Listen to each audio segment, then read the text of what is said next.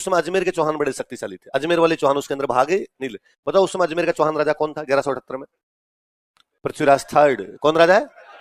दो कारण है, एक तो पृथ्वीराज थर्ड नया नया राजा बनाई था, कम उम्र में था इसलिए भाग लेने नहीं गया। दूसरा है कि चौहान और चालुक्यों में ज्यादा बनती भी नहीं थी।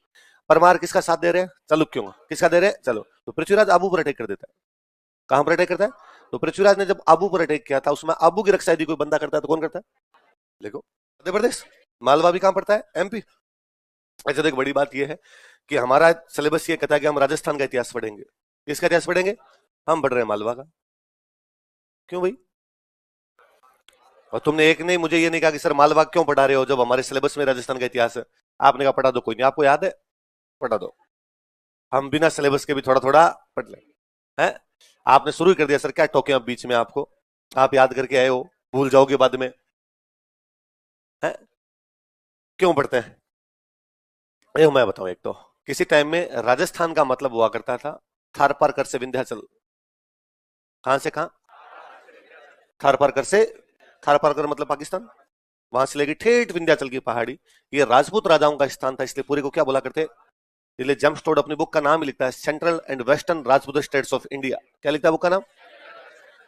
Central and western Rajput states of India. Central मतलब मध्य प्रदेश वाले, वेस्टर्न मतलब राजस्थान गुजरात वाले। ये जो राजपूत राज्य है इसको वो क्या बोलता है पूरे को? राजस्थान। तो एक तो मालवा पूरा अपना ही हुआ करता था। फिर दूसरा, हम आज करेंगे भाई सर पहले हुआ करता था, अब तो नहीं है ना। अब तो हमारा जो राजस्थान इतिहास उसमें राजस्थान राजस्थान वाली चीजें हैं, हम इनको क्यों पढ़े? उसका दूसरा कारण यह है कि चूंकि मालवा तब अपना पार्ट था, तब इन मालवा वालों के अपने से रिलेशन थे। या तो किसी राजा से इनकी लड़ाई भी अपने वालों के साथ, या किसी राजा के साथ में शादी विवाह के संबंध में, इस वजह से भी पढ़ते हैं। फिर एक कारण और था जिसको हम मालवा बोलते हैं ना, कि मालवा के परमाणु का राज्य था। इसमें उस टाइम कोटा आता था। क्या आता था?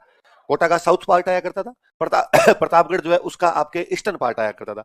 झालावाड़ इसी के अंदर आया करता था, और वागड़ इसी के अंदर आया करता था। तो ये पूरा का पूरा क्षेत्र इसमें आता था, जिसको मालवा, केवल मध्य प्रदेश वाला मालवा नहीं, मालवा के परमारों ने इन इलाकों में भी कब्जा कर रखा था। भाई अपने कोटा बूंदी में चौहान तो बहुत बाद में आए, परमार तो बहुत पुराने पड़े। तो परमारों के राज्य में अपने राजस्थान वाले कौन कौन से प्रांत थे? प्रतापगढ़ का पूर्वी भाग, कोटा का दक्षिणी भाग, वागड़ और झालावाड़। कौन कौन से दोबारा बताओ? प्रतापगढ़ का पूर्वी भाग, कोटा का दक्षिणी भाग, झालावाड़ और, लिख लो। हाँ, यह जानकारी कौन से अभिलेख से प्राप्त होती है? देखो, दो तीन बात समझना, समझने वाली बातें हैं। मेवाड़ का राजा कौन है? शक्ति कुमार। उसको मालवा का एक परमार राजा हरा देता है, उसका नाम क्या है? मुंज। क्या नाम है? मुंज। मुंज हरा देता है। उसमें शक्ति कुमार किसके पास मदद लेने के लिए आता है? धवल राठौर। किसके पास आता है? धवल राठौर। कहां का राजा है? पाली। और उसका अभिलेख कौन सा मिला है? अस्तिगुप्त। धवल राठौर के बारे में हम दो जानकारियां पढ़ रहे हैं। एक जानकारी यह है कि जब आपके आबू के राजा धरणी वराह पर आक्रमण हुआ था, तब भी उसको बचाने वाला कौन था? धवल राठौर। और जब आपके मेवाड़ के शक्ति कुमार पर अटैक हुआ, तब भी उसको बचाने वाला कौन है? धवल राठौर। इसका मतलब धवल राठौर शक्तिशाली है। धवल राठौर क्यों शक्तिशाली है? कल मैंने खूब सारी रामायण गाई थी आपके सामने कि वो राष्ट्रकूटों की तरफ से टैक्स ले रहा है, क्योंकि राष्ट्रकूट पूरे भारत में शक्तिशाली है, तो धवल राठौर भी अपने आप में क्या है? शक्तिशाली। कल मैं एक बात और बता रहा था कि शक्ति कुमार वाला आठपुर अभिलेख कहता है कि अल्लट की जो मम्मी है उसका नाम महालक्ष्मी राठौर था। कौन था? कल मैंने बताया था कि धवल राठौर की बहन है वो, है ना। ऐसी संभावना की जाएगी, तो धवल राठौर की बहन है या उसकी बुआ लगती होगी। अब यदि अल्लट की मम्मी जो है वो धवल राठौर की बहन या बुआ लगती है, इसका मतलब धवल राठौर मेवाड़ वालों का रिश्तेदार है, तो शक्ति कुमार भी धवल राठौर के पास शरण लेगा। ऑब्वियसली बात है, अल्लट के बाद और शक्ति कुमार बन रहा है, तो शक्ति कुमार जब कोई शरण लेगा तो किसके पास मिलेगा? धवल राठौर के पास। दूसरी बात, मुंज परमार ने किसको तोड़ा? आहड़ को। कहां पर कब्जा कर लिया? चित्तौड़। कहां पे कर लिया? चित्तौड़। मुंज के बाद में मुंज का भाई चित्तौड़ पे कब्जा रखा। आगे हम पढ़ेंगे। मुंज के भाई का नाम था सिंधुराज। क्या नाम था? सिंधुराज के बाद सिंधुराज का बेटा कब्जा रखता है चित्तौड़ पर, उसका नाम था भोज। क्या नाम था? और हमने पढ़ा था कि मालवा के भोज परमार ने चित्तौड़ में त्रिभुवन नारायण मंदिर का निर्माण करवाया था। आई बात समझ में? तो कि भोज परमार चित्तौड़ में मंदिर का निर्माण क्यों करवा रहा है? क्योंकि परमारों ने चित्तौड़ पे क्या कर लिया था? कब्जा। तो वो परमार जो चित्तौड़ पे कब्जा करता है कौन था? मुंज। कौन था? कहां पे कब्जा कर लेता है? कहां पे? चित्तौड़। तो बाद में चित्तौड़ में मुंज के परिवार वाले आगे वंशज बैठे रहेंगे, उन्हीं वंशजों में कौन था? भोज। तो भोज कौन सा बनवाता है? त्रिभुवन नारायण मंदिर। उन्हीं दिनों जब भोज परमार कहां पर बैठा हुआ है? चित्तौड़। उधर से चालुक्य राजा जो भीम है वो अटैक कर देता है धंधुक पे। कहां पे कर देता है? इसलिए धंधुक भाग के कहां जाता है? चित्तौड़। क्योंकि चित्तौड़ में कौन बैठा है? मालवा का भोज परमार। मालवा का भोज परमार चित्तौड़ क्यों बैठा है? क्योंकि परमारों का चित्तौड़ पे कब्जा है। तो परमारों में परमार कौन था जो चित्तौड़ पे कब्जा करता है? मतलब बड़ी सारी बात समझ में आई तो है ना। तो इससे खूब सारी चीजें यूं क्लियर होती है। परमारों का कई सालों तक चित्तौड़ पे कब्जा रहा है। परमारों से वापस चित्तौड़ छीनता है जयत्र सिंह। कौन छीनता है?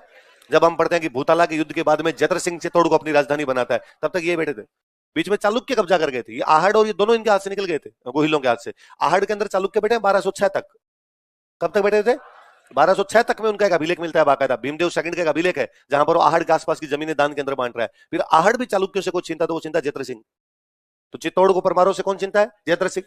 आहड़ को चालुक्य से कौन चिंता है? जयद्रथ सिंह। भूताला के युद्ध में दिल्ली के सुल्तान इल्तुतमिश को हरा कौन भेजता है? जयद्रथ सिंह। इसलिए बाद में कहते हैं कि उसका शासनकाल मध्यकालीन मेवाड़ का।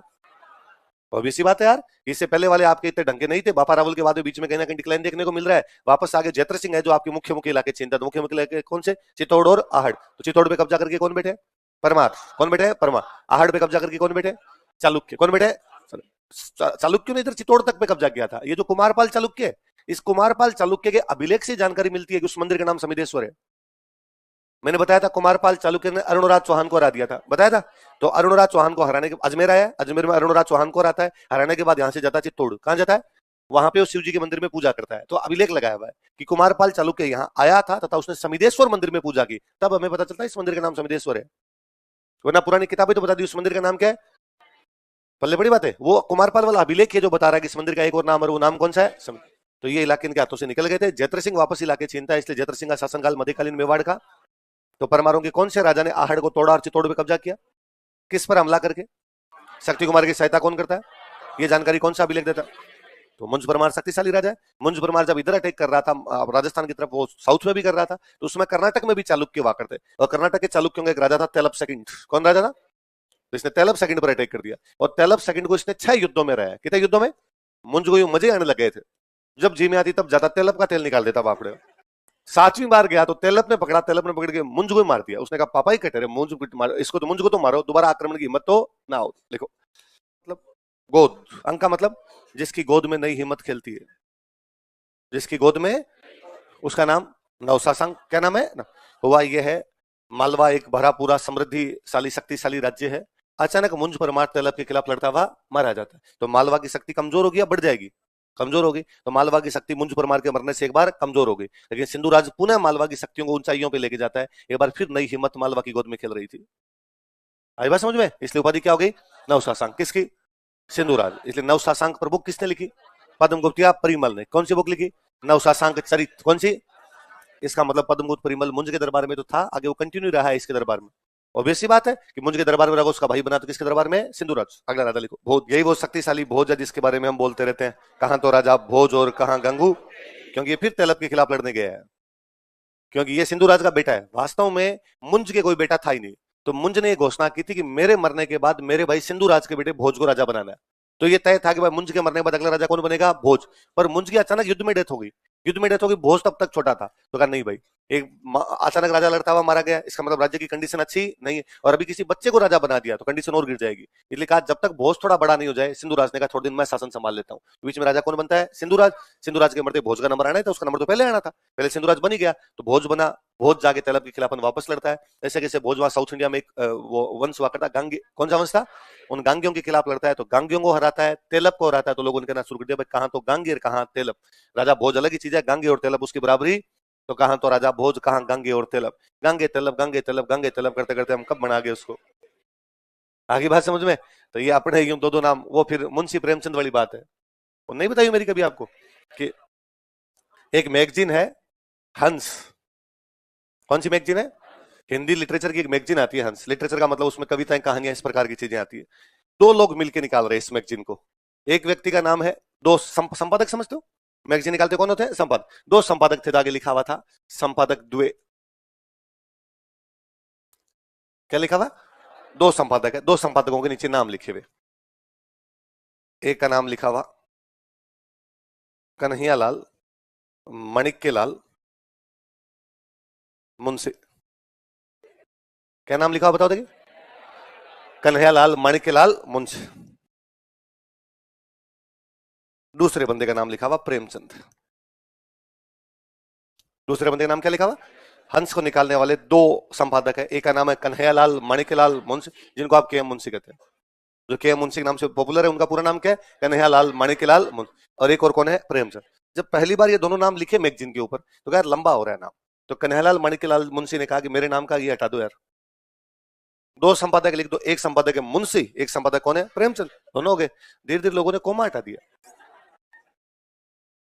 इसलिए पूरी दुनिया कहती है मुंशी प्रेमचंद, मुंशी प्रेमचंद। मुंशी प्रेमचंद के नाम के मुंशी का कोई लेना देना। मुंशी प्रेमचंद के नाम में आगे लगा हुआ मुंशी कन्हैयालाल माणिक्यलाल मुंशी का पीछे लगा हुआ मुंशी। कन्हैयालाल माणिक्यलाल मुंशी का मुंशी किसके लग गया? प्रेमचंद जी के नाम के आगे मुंशी का कोई लेना देना नहीं। आज मैं सिंपल आपको कह दूं ना कि यार तुमने प्रेमचंद को पढ़ाया गया, तो आपको सर कौन प्रेमचंद, मैं कहूं सर मुंशी प्रेमचंद को पढ़ा, आपको सर 2-3 किताबों के नाम बताता हूं। मतलब प्रेमचंद जी के नाम बिना मुंशी के लेना भी संभव, जबकि प्रेमचंद जी के नाम में मुंशी का कोई लेना देना, हमने 2 जोड़े हैं। मुंशी अलग है, प्रेमचंद अलग। मुंशी कन्हैयालाल मणिकलाल मुंशी, प्रेमचंद अलग है। हमने उनका मुंशी लेके प्रेमचंद जी की टिका दिया, इसलिए क्या हो गया, वैसे वैसे है। कहां तो राजा भोज, कहां गांगे और तेलब, तो गांगे और तेलब, गांगे और तेलब का और हटाया, गांगे तेलब किया। फिर अपने वालों ने क्या किया, मरने दो रे, कौन है बड़े बड़े नाम ले, तो नाम ऐसे जुड़ जाते हैं जी, कईयों के कहां से कहां नाम मिल जाते हैं, अपने खुद को भी समझ में नहीं है।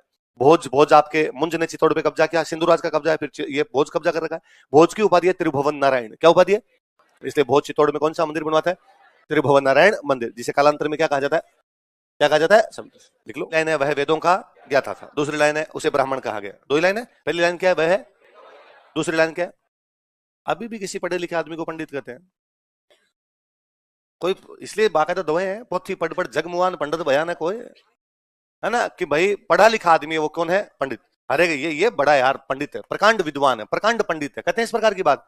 अब ये दोनों बातें वो वापस चेक कर लीजिए। वह वेद पढ़ता है, इसलिए क्या बताया गया, कई बार हम किसी व्यक्ति की उसके गुणों के आधार पर तुलना करते हैं। अब मैं एक दिन पहले ही बता रहा था कि अपने पुरानी जो भी किताबें हैं उनमें ज्यादातर चीजें इस प्रकार सिंबॉलिक मिल जाती है कि वो कहना कुछ और चाहता है, आज के संदर्भ में जब उसका अर्थ निकालते हैं तो वो अर्थ पूरे अलग हो जाता है। आज अपने उनका अर्थ निकालना शुरू करते हैं जाति सूचक शब्द के अर्थ में, वो बताना चाह रहा है कि वो वेदों का ज्ञाता था, इसलिए क्या कहा गया उसको, ब्राह्मण। वो ठीक वैसे ही है कि अपने में से, जैसे मैं मेरा बताऊं, मैं ना लहसुन प्याज नहीं खाता, तो मेरे दोस्त मुझे हमेशा कहते हैं कि तू जैन है, इसका मतलब ये थोड़ी मैं जैन हूं, मेरे गुण वैसे हैं इसलिए।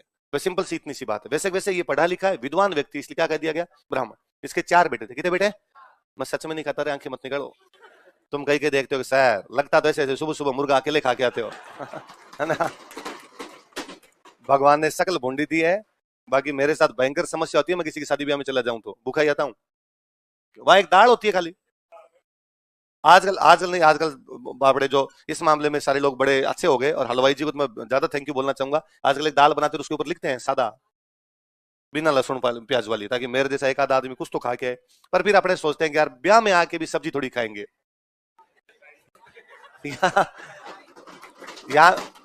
यहाँ तो भाई साहब मिठाई खाए, है ना, ब्याह में आके वही सब्जी रोटी खानी है, तो घर पे पड़ी थी, तो अपने उधर से पेट पूजा करके आते हैं, बाकी भयंकर दिक्कत हो जाती है। मैं किसी घर पे चला जाता हूँ तो दिक्कत रहती है।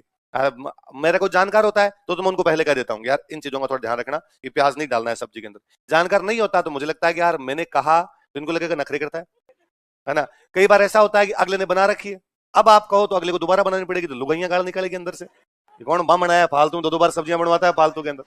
तो फिर मैं खा लेता हूँ, ऐसा भी नहीं कि आपने को हार्ड एंड फास्ट वैसा है कि कभी कभार ऐसा हुआ होगा ऐसी जगह तो मैंने खाने की कोशिश की होगी, पर फिर भी मैं यूं उसको फिर छांट छांट के लेता हूँ, ये प्याज